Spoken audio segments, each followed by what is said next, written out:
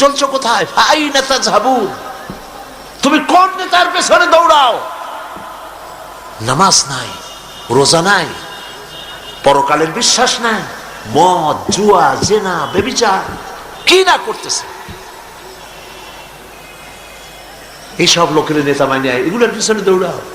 অথচ নেতা দিয়েছি মুহাম্মদ রাসূলুল্লাহ সাল্লাল্লাহু আলাইহি ওয়াসাল্লামকে।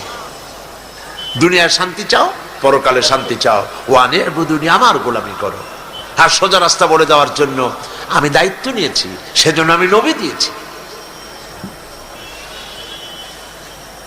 আমার প্রিয় ভাইয়েরা, আল্লাহ রাব্বুল আলামিন সহজ সরল রাস্তার দিশা দিয়েছেন নবীদের মাধ্যমে। আর সেই নবীদের মিশনের সর্বশেষ নবী হলেন মুহাম্মদুর রাসূলুল্লাহ সাল্লাল্লাহু আলাইহি ওয়াসাল্লাম।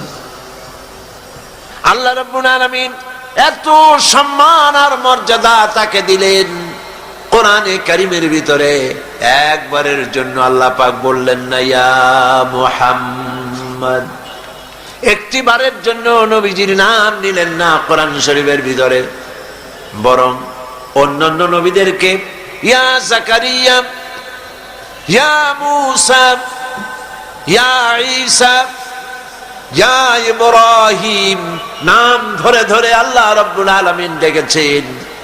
আপনার আমার নবীকে নাম ধরে তো ডাকলেনই না, বরং রব্বুল আলামিন বলে দিলেন পৃথিবীর মানুষেরা শোনো, আমি আমার নবীকে নাম ধরে ডাকি নাই, তোমরাও তোমাদের নবীকে নাম ধরে কখনো ডাকবে না।